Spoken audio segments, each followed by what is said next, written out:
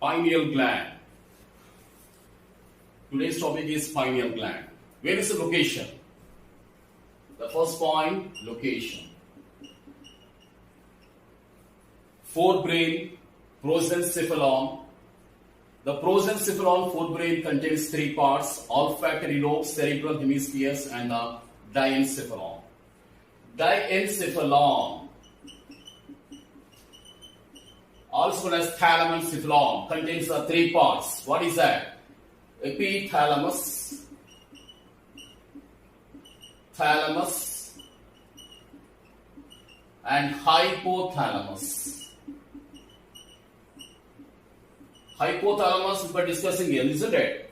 In the previous sessions, hypophysis, nothing but pituitary gland. Associated with the hypothalamus is hypophysis, pituitary gland.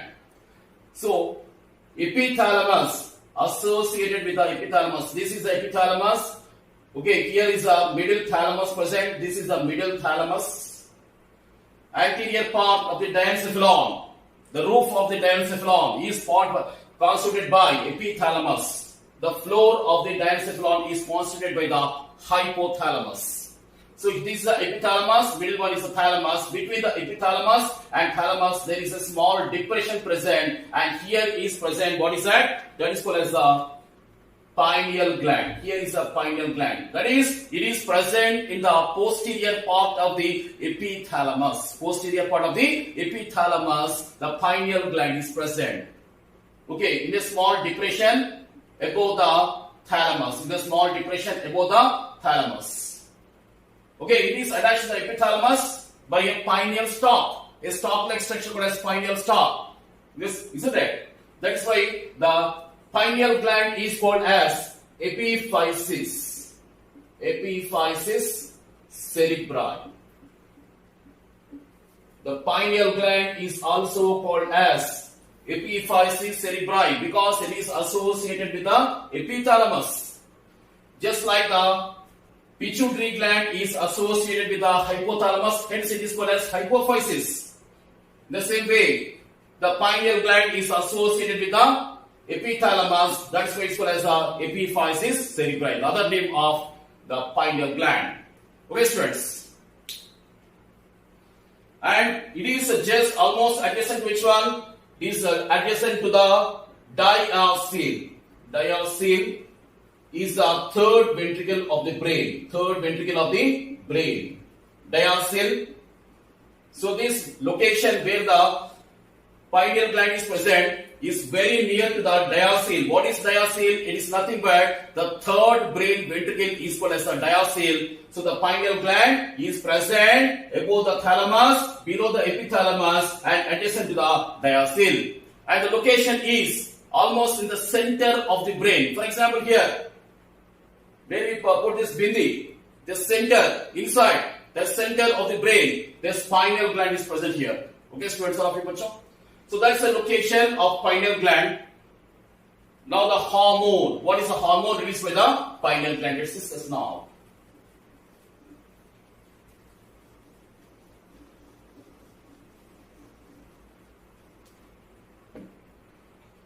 The hormone released by pineal gland is called as melatonin. Melatonin is the hormone released by the pineal gland.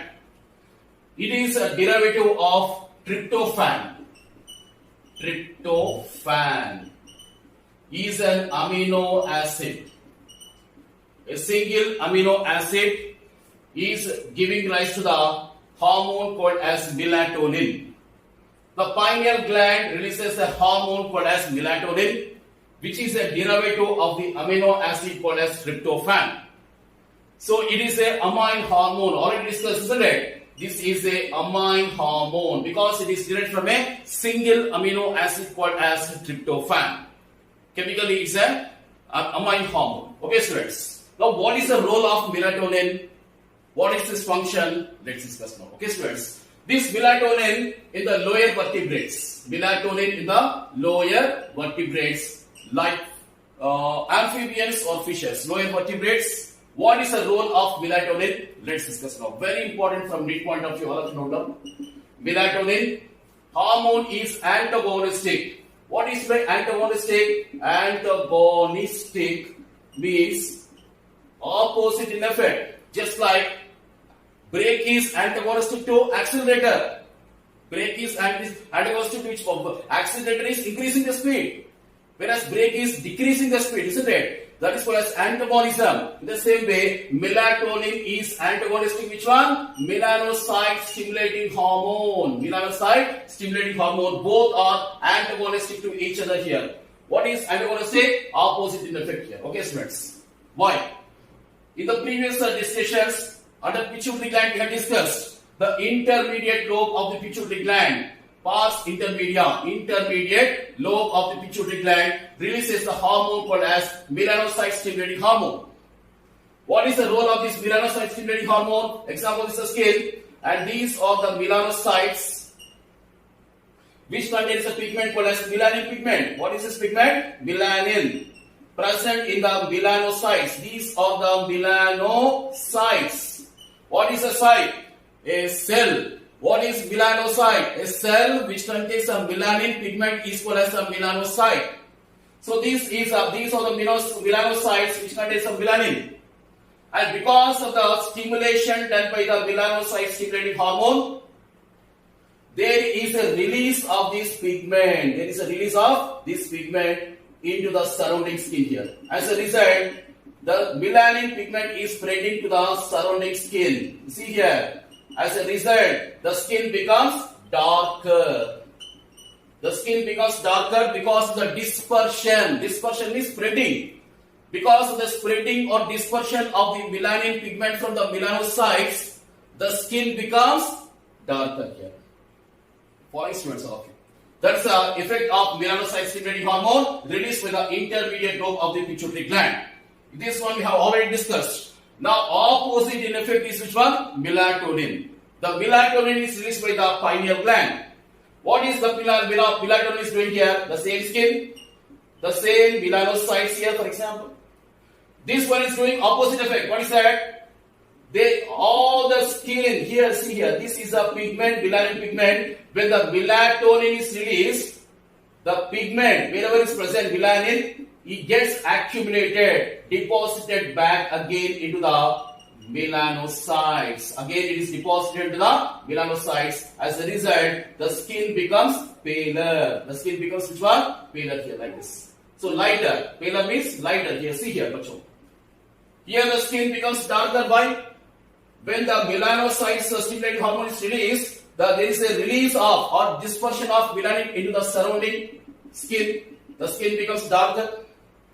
Whereas here the opposite effect, melatonin, the concentration of the melanin pigment in the melanocytes. As a result, the skin becomes paler here. Opposite in effect. Very, very important question. Okay, students. This is with respect to the lower vertebrates. But what is the role in the human beings? Let's discuss now, all of you. Okay.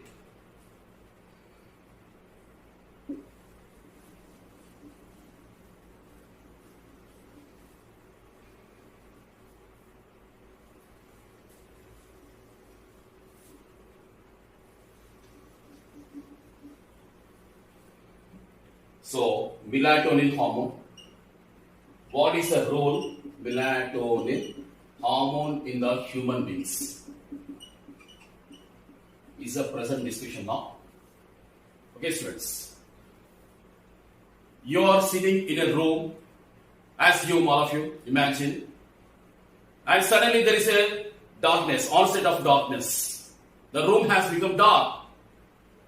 So there is no light. So this lack of light is sent to which one? Eye. Is sent to the eye here. Because of what is that? Lack of light. That is darkness. What is lack of light here for us? Darkness. He is sending to which one? Eye. Here consists of which one? Retina. Retina consists of photoreceptor cells which can perceive, understand that there is a darkness. And this darkness signal of darkness is sent to which one? Hypothalamus. Hypothalamus. And the hypothalamus contains a very important structure called as suprachiasmatic nucleus. Suprachiasmatic nucleus. SCN. Suprachiasmatic nucleus. Where is it present, bachon? It is present in the hypothalamus. You know hypothalamus, isn't it? No need to explain where is hypothalamus again. So lack of light, that is darkness. You are sitting in a room, there is no light, so darkness is there.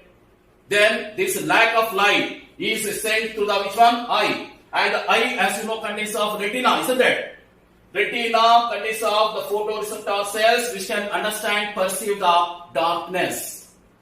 And that is sent to the hypothalamus, and hypothalamus consists of which one? Suprachiasmatic nucleus.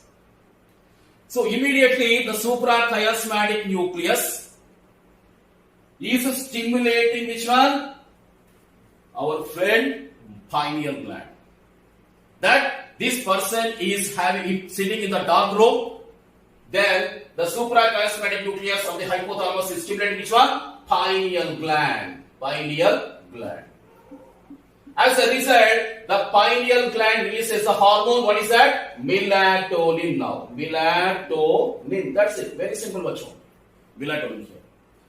And the melatonin lowers the body temperature. Melatonin lowers body temperature. Okay, body temperature is lowered and the metabolism is lowered here. Metabolism is also lowered here. And the person who is sitting there is getting the sleep. Why? Because there is a lowering of the body temperature, the metabolism is lowered, the physiological functions are lowered, and he is getting sleep here now. Yawning and sleeping here. It's because of the darkness. That's why whenever you are sitting in a dark room, you get the sleep. It's because of the reason. He is sleeping. For example, this person is sleeping at night 11 o'clock because of the onset of darkness. Then he becomes wakeful at morning 7 o'clock, for example. Why? Because there is no darkness. Total light is there. The light again, reverse here. What is that? Light. Here, light of light here, but there is a light.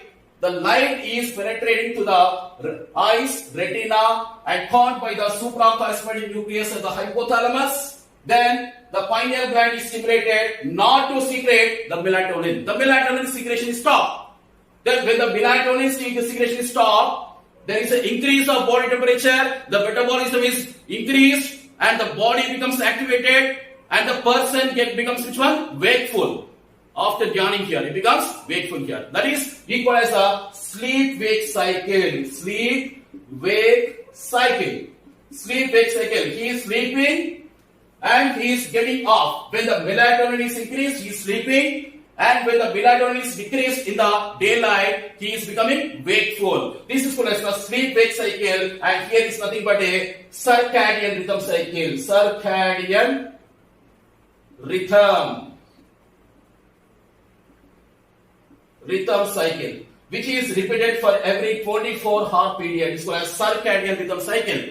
Rhythm is a change which is repeated with a similar pattern. A change which is repeated with a similar pattern is called as rhythm, and which is repeated with a similar pattern within the 24 hours period is called as the circadian rhythm. Is influenced by which one? The hypothalamus, which contains a suprachiasmatic nucleus, and it is acting as a biological clock. It is acting as a biological clock. That's why if you are habituated to sleep at 11 o'clock night, you are sleeping only at that night. It is because of the circadian rhythm, sleep-wake cycle. And if you are habituated to get up at morning 3 o'clock, for example, and that is also because of the circadian rhythm. Even without the alarm clock, timepiece you can get up. Why? Because of the circadian rhythm, the biological clock which is present in your body. And what is the biological clock? That is nothing but the suprachiasmatic nucleus present in the hypothalamus. The daylight is influencing, the darkness is influencing this one. As a result, the melatonin is produced or stop production. As a result, there is a sleep-wake cycle. Okay. That is called as the biological rhythms are influenced by the suprachiasmatic nucleus along with the melatonin. So melatonin, what is the bottom line here? The melatonin is responsible for the sleep-wake cycle and influences the circadian rhythms. Okay, students, that is the most important function of the melatonin, the first function here. And I told you that it lowers the body temperature. Physiological functions are slowed down. The metabolism is slowed down when you are sleeping. I am teaching you. My metabolism is activated. You are listening. Your metabolism is activated. You go to sleep. That is a lowering of the metabolism. That is, the melatonin is influencing which one? The physiological functions of the human body. That is the second function here. The first function is called as the sleep-wake cycle, and second function is called as which one? The metabolism. Influences the metabolism and physiological functions. So this is the first function, and the second function is it also influences the physiological functions of the human body. For example, lowering of the body temperature, okay, and also induction of the sleep. All these are nothing but physiological functions, okay, students. And third one, to some extent, it also influences the pigmentation of the body. Pigmentation, okay, students. And number 4, to be discussed here now, the fourth function.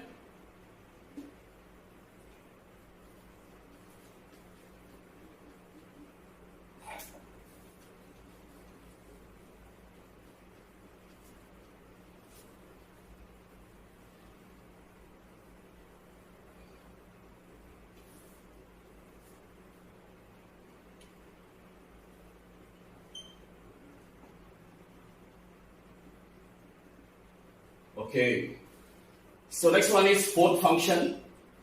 Most important thing, the receptors are present. Which receptors? Melatonin receptors. Melatonin receptors are present in the following structures. What is that? One is the pituitary gland, hypothalamus, ovaries, blood vessels, gastrointestinal tract, etc.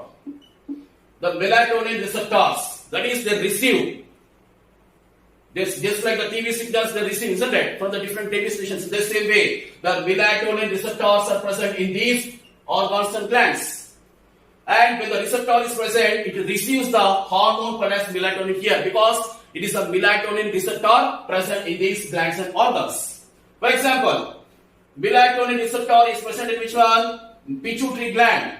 And the pituitary gland releases which one? Follicle stimulating hormone, luteinizing hormone, which are the gonadotrophins. Why they are called as gonadotrophins? Because they stimulate the gonads. What are gonads? What are the gonads here? The female gonads are called as ovaries. Isn't it? And ovaries also contains the melatonin receptors. Ovaries also contains which releases the female sex hormones like estrogens. And the hypothalamus also contains the melatonin receptors. So when the body, for example, pituitary gland, you take pituitary gland, it contains the receptor here, and this receptor is binded which one? Melatonin here. This is the pituitary gland. The pituitary gland is stimulated because the melatonin receptor is filled with the melatonin, so that the gonadotrophins are released here. Gonadotrophins are released here. And they stimulate the gonads. What are the female gonads here? Ovaries. Ovaries are stimulated so that ovaries produce the hormones. Okay, so the pituitary gland, hypothalamus, ovaries, they produce the hormones which are responsible for the menstrual cycles. What are these here? Menstrual cycles. Menstrual cycles are the female reproductive cycles, and these menstrual cycles are influenced and maintained by the melatonin. Is maintained by the melatonin hormone. What is the onset? That is duration, its rhythmicity and extent of the menstrual cycles. That is, what is the duration? Means whether it is 4 days, 5 days, 6 days, something. What is the duration of this menstrual cycle? Is influenced by the melatonin. What is the rhythmicity? It is rhythmically repeated every almost 28 days. Almost 1 month, isn't it? That is the rhythmicity. And what is the extent? What is the severity? All these are influenced by the melatonin hormone only. So the menstrual cycles are influenced by the melatonin. That is the fourth function, and the fifth function is thermoregulation. Already told you, isn't it? Temperature regulation or thermoregulation. Thermoregulation along with the hypothalamus. Melatonin is also responsible for regulation of the body temperature of the humans, and melatonin also acts as an antioxidant. They also act as antioxidants. So they fight the free radicals in the human body. They fight the free radicals. The free radicals are very dangerous to the human body. So the melatonin also acts as the antioxidants which fight against the free radicals. So the spread of dangerous diseases are stopped because of this one melatonin production. But as the age advances, the melatonin production ceases, becomes lessened. That's why many diseases appear in the middle-aged people and the old-age people. It's precisely because of this reason. Okay, students. Along with the other set of reasons, melatonin is also responsible because the content of melatonin and the production of melatonin is reduced as the man advances in age. Okay, students. So we can say that what is the bottom line? Melatonin is responsible for defense capability of the body. Defense capability of the body. That is, it is also associated with the immunological responses, resistance against the pathogens. So that is the next responsibility of the melatonin. Okay, students.